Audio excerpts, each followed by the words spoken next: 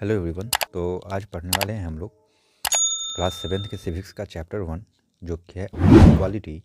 और इस चैप्टर में हम इक्वालिटी से रिलेटेड सारे एस्पेक्ट्स को डिस्कस करेंगे ताकि एग्जामिनेशन में भी आपको हेल्प कर सके और इस चैप्टर को समझने में भी। तो हम लोग एनसीईआरटी बुक को प्रेफर कर रहे हैं। तो शुरू करते हैं अपना पहला चैप्टर ऑन इक्वालिटी।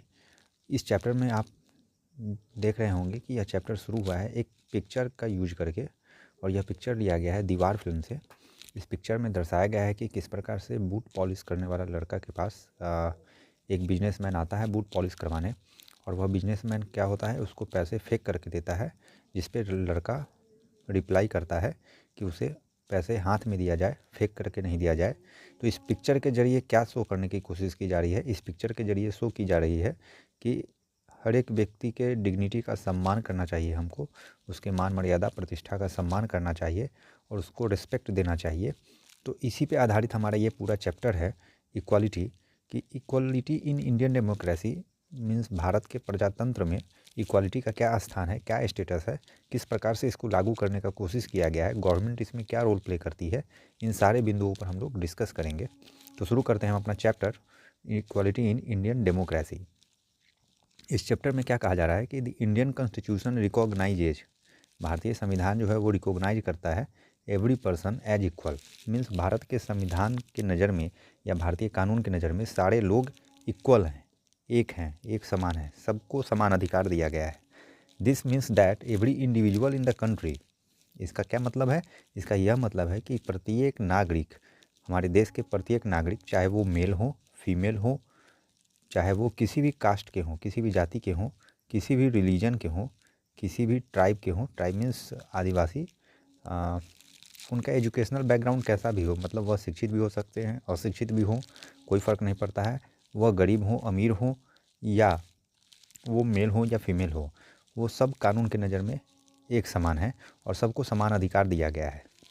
लेकिन इसका यह मतलब नहीं है, this is not to say that inequality ceases to exist, कि इनइक्वालिटी हमारे समाज से ख़त्म ही हो गया है या हमारे देश से ख़त्म ही हो गया है। नहीं, इक्वालिटी आज भी प्रिवेल करता है। निश्चित ही उसका जो केस है वो घटा है, लेकिन इनइक्वालिटी आज भी है।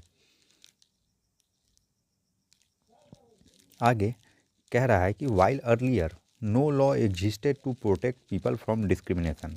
मीन्स पहले के दौरान, माने पहले के समय में ऐसा कोई कानूनी व्यवस्था नहीं था, ऐसा कोई कानून नहीं था जिसके द्वारा डिस्क्रिमिनेशन को ख़त्म करने की कोशिश की गई हो या जो डिस्क्रिमिनेशन के ख़िलाफ़ लोगों की मदद कर सके। ऐसा कोई व्यवस्था नहीं था, कोई कानून नहीं था।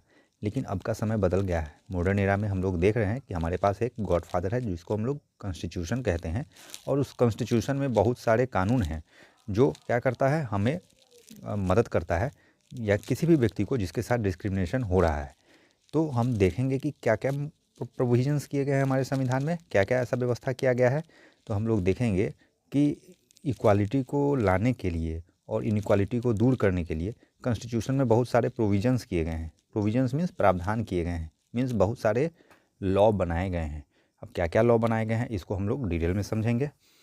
तो हमारे इंडियन कॉन्स्टिट्यूशन में जो पहला प्रोविज़न किया गया है, फर्स्ट प्रोविज़न क्या किया गया है कि every person is equal before law. कानून के नज़र में सारे व्यक्ति, सभी व्यक्ति एक समान है, मीन्स सबको समान अधिकार दिया गया है। कोई बायसनेस नहीं है, कोई भेदभाव पक्षपात नहीं है।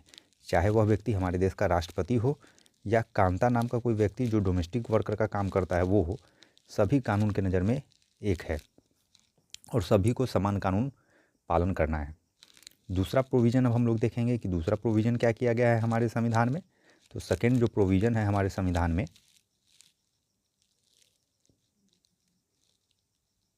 जो सेकेंड प्रोविज़न है हमारे संविधान में वो ये है कि no person can be discriminated against on the basis of religion, race, caste, place of birth.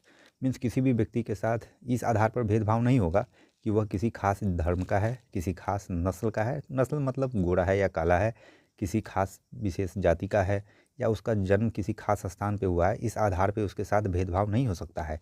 आप लिंग के आधार पर भी भेदभाव नहीं कर सकते, मतलब कोई फीमेल है या मेल है इस आधार पे भी आप भेदभाव नहीं कर सकते हैं। तो ये दूसरा प्रोविज़न है कि किसी खास आधार पर धर्म, जाति, मजहब, इन सब आधारों पर किसी के साथ भेदभाव आप नहीं कर सकते हैं। यह सेकेंड प्रोविज़न है। थर्ड प्रोविज़न क्या कहता है हमारे कॉन्स्टिट्यूशन में? थर्ड प्रोविज़न है कि every person has access to all public places including playgrounds, hotels, shops, markets. Means कोई भी जो पब्लिक प्लेस है, जो सामुदायिक जगह है, उन जगहों पर आप आसानी से आ जा सकते हैं, आप उसके फैसिलिटी का लाभ ले सकते हैं। इसके लिए आपको कोई नहीं रोक सकता है, और ना ही आपका जाति, न धर्म, आपकी गरीबी अमीरी, कोई भी इसके बीच में बाधा नहीं बनेगा। तो ये तो था तीसरा प्रोविज़न जो हमारे संविधान में है। फोर्थ प्रोविज़न क्या कहता है? फोर्थ प्रोविज़न कहता है कि untouchability has been abolished. Means छुआछूत की जो भावना है, इसको हमारे समाज से मिटा दिया गया है। ये फोर्थ प्रोविज़न है। तो आपसे क्वेश्चन भी यहाँ पे पूछ सकता है कि what are the provisions mentioned in the constitution to uplift equality, या ये भी बोल सकता है कि इनइक्वालिटी को ख़त्म करने के लिए क्या क्या प्रावधान हमारे संविधान में बनाए गए हैं। तो दो प्रकार से इस क्वेश्चन को पूछा जा सकता है। आप इजीली इन 4 पॉइंट्स को मेंशन कर देंगे, आपका आंसर कंप्लीट हो जाएगा। अब आगे हम देखते हैं इस चैप्टर में क्या बताया गया है। तो आगे आप देखेंगे कि ये पार्लियामेंट का पिक्चर दिया गया है।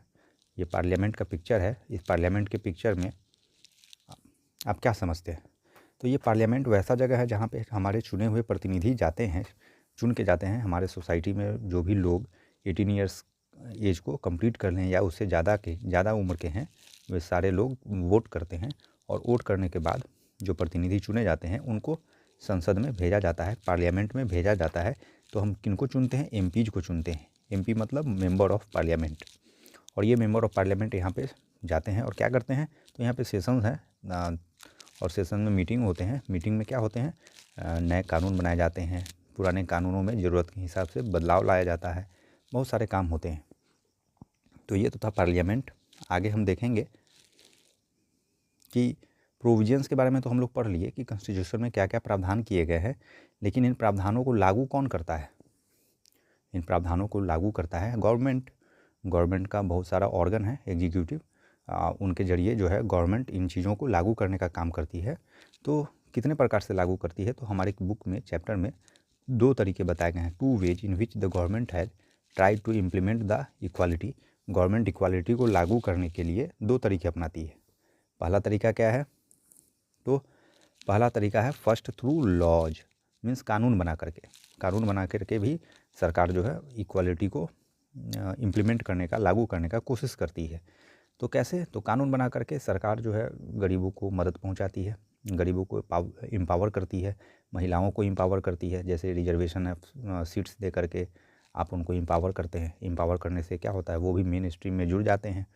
जैसे महिलाओं को कुछ परसेंट सीट रिजर्व कर दिया गया है। जो SC ST OBC कैटेगरी से आते हैं उनके लिए भी कुछ सीट रिजर्व कर दिया गया है, ताकि वो भी इलेक्शन में पार्टिसिपेट कर सकें, ताकि वो भी अच्छे जॉब कर सकें, ताकि वो मेन स्ट्रीम से जुड़ जाएँ। तो ये तो कानून बनाने के कर सकता है। दूसरा, आप एक और कानून सुने होंगे, SC ST एक्ट, जिसके ज़रिए क्या होता है? अगर कोई व्यक्ति SC ST जाति से आने वाले लोगों के साथ दुर्व्यवहार करते हैं तो उनको सज़ा दी जाती है। तो ये तो था कानून बना के किस प्रकार से गवर्नमेंट इक्वालिटी लाती है हमारी सोसाइटी में। दूसरा तरीका है थ्रू गवर्नमेंट प्रोग्राम्स और स्कीम्स। मीन्स सरकारी योजनाओं और स्कीम्स के ज़रिए भी सरकार जो है डिसएडवांटेज्ड कम्युनिटीज़ का, डिसएडवांटेज्ड कम्युनिटी क्या हो गया? वैसे कम्युनिटी जो पिछड़ गए हैं डेवलपमेंट में, उनको मदद करने के लिए सरकार काफ़ी योजनाएं बनाती हैं, स्कीम्स बनाती है, जिससे उन कम्युनिटी को भी मुख्य धारा से जोड़ा जा सके। मुख्य धारा कहने का मतलब डेवलप किया जा सके, उनको भी ग्रो किया जा सके।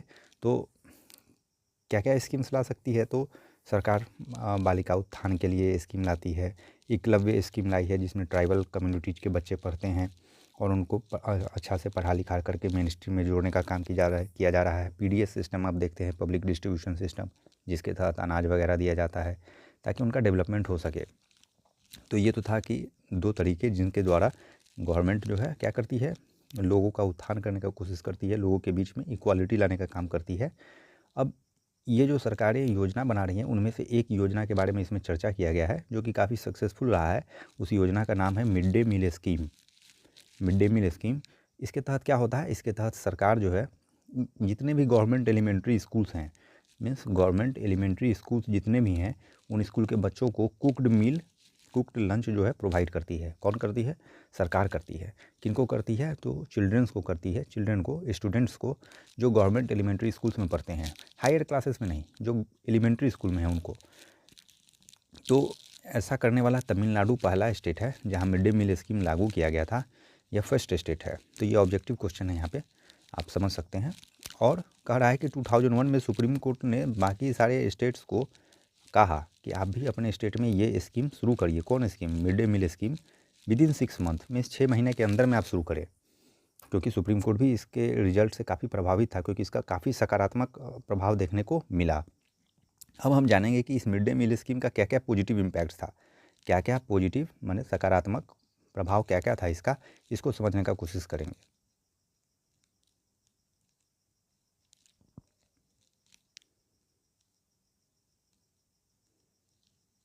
मिड डे मील लागू करने के बाद टीचरों से पूछा गया, किन किन टीचरों से पूछा गया? जो एलिमेंट्री स्कूल के टीचर थे उनसे पूछा गया कि मिड डे मील लागू होने से पहले और लागू होने के बाद आप क्या अंतर देख रहे हैं? तो एलिमेंट्री स्कूल के टीचर्स ने बताया कि बच्चों का इनरोलमेंट संख्या बढ़ गया है, बच्चों का अटेंडेंस इम्प्रूव कर गया है। तो ये काफ़ी अच्छा पॉजिटिव रिजल्ट था। तो हम लोग क्या देखेंगे, क्या पॉइंट समझ सकते हैं, दिमाग में क्या पॉइंट रखेंगे? तो हम लोग रखेंगे कि due to after launching of this mid day meal scheme the attendance has improved. Attendance बढ़ गया, मीन्स उनका उपस्थिति बढ़ गया। क्यों? क्योंकि पहले क्या होता था कि जब लंच के टाइम में बच्चे घर जाते थे तो वो वापस ही नहीं आते थे, काफ़ी बच्चे वापस ही नहीं आते थे, वो अपने घर पे ही रह जाते थे। लेकिन जब से ये mid day meal scheme launch किया गया तो उनका अटेंडेंस इंप्रूव हो गया, उनको घर जाने की ज़रूरत नहीं थी, क्योंकि उनके स्कूल में ही लंच मिल जा रहा था, कुकड मील मिल जा रहा था। अब दूसरा क्या समस्या था कि जब वो बच्चे घर जाते थे तो उनकी माएँ जो फील्ड में काम कर रही हैं या कहीं और काम कर रही हैं, उनको अपने काम को हर्जा करके उनको खाना खिलाने आना पड़ता था। तो इससे भी छुटकारा मिल गया। Their mothers who earlier had to interrupt their work, उनकी माँओं को, जिनको पहले अपने काम को हर्जा करना पड़ता था, डिस्टर्ब होना पड़ता था उनको अपने बच्चों को खिलाने के लिए, अब उनको आना ज़रूरी नहीं पड़ रहा है, अब वो काम कंटिन्यू कर सकते हैं। दिस प्रोग्राम है, तो ये दूसरा बेनिफिट हो गया कि महिलाओं को भी इससे कुछ सहूलियत मिला। अब तीसरा बेनिफिट हम क्या देखेंगे? तो तीसरा बेनिफिट यह देखेंगे कि यह जो स्कीम था, यह स्कीम कास्ट प्रेजुडाइस को कम करने में मदद किया। मीन्स कास्ट प्रेजुडाइसेस क्या हो गया? मीन्स जात के बारे में, जाति के बारे में जो धारणाएं थी उसको भी कम किया इस प्रोग्राम ने। कैसे? तो क्योंकि चिल्ड्रन, किसी भी जाति के जो चिल्ड्रन थे, सारे जाति के बच्चे स्कूल में जाते हैं, वो सारी जाति के बच्चे जो है एक साथ बैठकर खाना खाते थे। अब खाना खाते हैं एक साथ बैठकर हर जाति के लोग, बच्चे, किसी को भी यह मतलब नहीं है कि किस जाति का कौन है, सब दोस्त हैं, साथ में बैठते हैं, खाते हैं। तो इससे जाति की जो धारणा है उनके मन में वो खत्म हो रही है। फोर्थ पॉइंट क्या है कि Dalit women have been employed to cook the meal. अब यह जो लंच बन रहा था, इस लंच को बनाने के लिए दलित महिलाओं को बहाल किया गया। अब इससे क्या हुआ कि जो ये छुआछूत की जो भावना थी, यह भी मन से ख़त्म हो गया कि कोई भी महिला बनाए, उससे कोई मतलब नहीं है, पका हुआ भोजन मिलना चाहिए, बच्चे खा रहे हैं खुशी से अपने दोस्तों के साथ शेयर करके। तो इससे जातिवाद जो है, वह जातिवाद की जो धारणा है वह भी ख़त्म करने में यह प्रोग्राम इंपॉर्टेंट रोल प्ले किया। फिफ्थ पॉइंट आप क्या कह सकते हैं कि मिड डे मील प्रोग्राम जो है वह रिड्यूस करने में मदद किया। क्या चीज़ रिड्यूस करने में? Hunger of poor students. वैसे बच्चे जो गरीब हैं, जिनको खाने का न्यूट्रिशियस भोजन नहीं मिल पा रहा है, उनके हंगर को भी दूर करने में यह प्रोग्राम मदद किया। क्योंकि पहले क्या होता था, खाली पेट आप पढ़ नहीं सकते हैं ज़्यादा देर, खाली पेट कैसे पढ़ पाएंगे, खाली पेट भजन भी नहीं हो पाता है। तो यह उनको कंसंट्रेट करने में, पढ़ाई पे कंसंट्रेट करने में दिक्कत करता था जब वो भरपेट खाना नहीं खा के आ पाते थे। लेकिन अब उनको पेट भर का खाना मिल रहा है, जिसके कारण वो अब कंसंट्रेट करके, फोकस करके पढ़ाई कर सकते थे। तो ये 5-6 बेनिफिट है जो मिड डे मील स्कीम से देखने को मिला है, और इसलिए कहा गया है कि मिड डे मील स्कीम काफ़ी सक्सेसफुल प्रोग्राम है। अब आगे हम क्या देखते हैं कि while government programmes play an important role in increasing equality of opportunity, है ना। इस बात में कोई शक नहीं है कि गवर्नमेंट का जो भी प्रोग्राम है वह काफ़ी महत्वपूर्ण भूमिका प्ले कर रहा है इक्वालिटी को लाने में या इक्वल अपॉर्चुनिटी क्रिएट करने में। लेकिन there is much that still needs to be done, लेकिन अभी भी बहुत कुछ बाकी है जो करना है सरकारों को, या हमारे समाज में अभी बहुत कुछ करना बाकी है समानता लाने के लिए, समान अधिकार देने के लिए। There continues to be a big difference in our country between schools that the rich attend and those the poor attend। कह रहा है कि ठीक है, सरकारी स्कूल में मिड डे मील स्कीम लागू कर दिया गया है, लेकिन आज भी इंफ्रास्ट्रक्चर लेवल पर हम देखेंगे तो प्राइवेट स्कूल है, जैसे डीएवी हो गया, जैसे सेंट जेवियर्स हो गए, इस प्रकार के स्कूलों को देखेंगे, और हम सरकारी स्कूलों को देखेंगे तो दोनों के इंफ्रास्ट्रक्चर में, टीचर की क्वालिटी में ज़मीन आसमान का अंतर है। तो ये भी एक प्रकार का असमानता है, इसको भी दूर करना भी बाकी है। Even today there are several schools in the country which Dalit children are discriminated. आज बहुत सारे ऐसे स्कूल हैं आज भी जहाँ पर दलित बच्चों के साथ भेदभाव हो ही रहा है। These children are forced into unequal situations in which their dignity is not respected. इन चिल्ड्रंस के साथ को फोर्स किया जाता है, ऐसे सिचुएशन में, ऐसे परिस्थिति में रहने पर मजबूर किया जाता है जहाँ उनके मान मर्यादा प्रतिष्ठा का ख्याल नहीं रखा जाता है। This is because people refuse to think them as equal. ऐसा क्यों होता है? ऐसा इसलिए होता है कि लोग उनको एक समान नहीं मान रहे हैं, अपने जैसा नहीं मानते हैं, उनके मन में भेदभाव है, जबकि कानून उनको ऐसा मानने के लिए कहता है कि आप सबको एक समान मानिए, फिर भी नहीं मान रहे हैं। ऐसा इसलिए होता है, इसका मेन रीज़न क्या है कि एटीट्यूड चेंजेस वेरी स्लोली। लोगों की जो धारणा है, लोगों का जो विचार है, वह जो नज़रिया है, वो बहुत टाइम लेता है बदलने में। आप जो आज सोच रहे हैं वो बदलने में काफ़ी समय लगता है, अचानक से नहीं बदलता है। तो सरकारें भी प्रयास कर रही हैं, संविधान में भी ऐसे प्रावधान किए गए हैं, संविधान में भी ऐसे रूल्स एंड रेगुलेशंस बनाए गए हैं, लेकिन फिर भी इसको चेंज होने में थोड़ा टाइम लगेगा।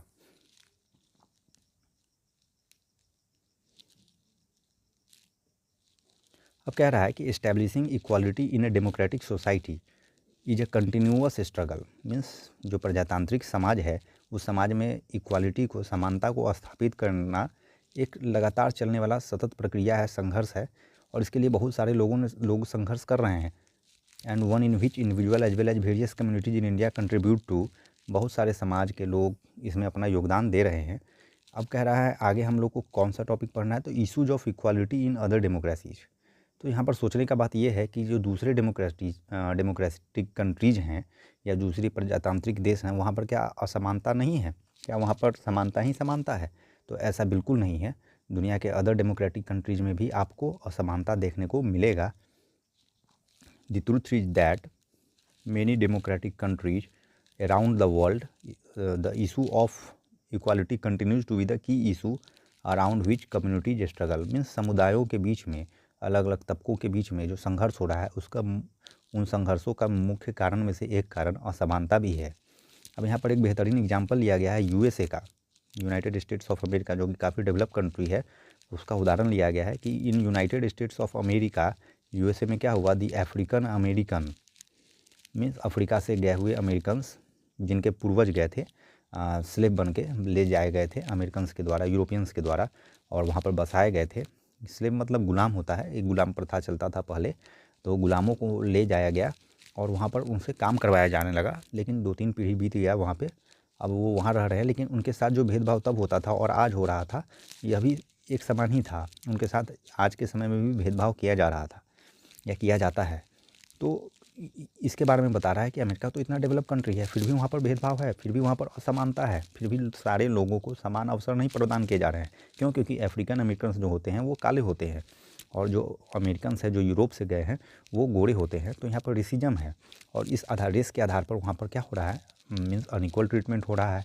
तो यह कब हो रहा था? जब 1950 में जो इक्वल राइट्स के लिए आंदोलन हो गया था, उसके बावजूद भी वहाँ हो रहा था। तो इसी के केस के बारे में हम लोग को यहाँ पर पढ़ना है। African American were treated extremely unequal. African American जो थे उनके साथ बहुत ज़्यादा असमानता हो रहा था। कहाँ पर हो रहा था? तो यूनाइटेड स्टेट में हो रहा था। फॉर एग्जांपल, मतलब किस प्रकार से हो रहा था? तो एक केस बताया कि बस में अगर मान लीजिए ट्रेवल कर रहा है अगर गोरा और काला दोनों, तो काले लोग को सीट छोड़ देना पड़ता था गोरों के लिए, अगर गोरा बैठना चाह रहा है। मीन्स गोरा मतलब गोरा व्यक्ति जो है, वाइट पीपल जो है, अगर वह बैठना चाह रहा है तो काले वाले व्यक्ति को अपना सीट छोड़ देना पड़ता था, उसको खड़ा हो जाना होता था। इससे कोई फ़र्क नहीं पड़ता है कि काला व्यक्ति बूढ़ा है, महिला है या थका हुआ है, इससे कोई फ़र्क नहीं पड़ता है। उसी से लिया गया एक कहानी यहाँ पर दिया गया है जो रोज़ा पार्क से रिलेटेड है। रोज़ा पार्क एक महिला है जो कि अफ्रीकन अमेरिकन है, और वो दिन भर के काम के बाद लौट रही है अपनी ड्यूटी से, काफ़ी थकी हुई है, और उसको एक गोरा आदमी आता है और बोलता है सीट खाली कर देने को, और वह रिफ्यूज़ कर देती है। रिफ्यूज मीन्स इनकार कर देती है, तो अपना जगह छोड़ने के से कि वह बोलती है कि मैं इस सीट से नहीं उठूँगी। और यह क्या होता है, कब का घटना है? 1 दिसंबर 1955 का घटना है। हर refusal that day started a huge agitation against the unequal wage in which African Americans were treated.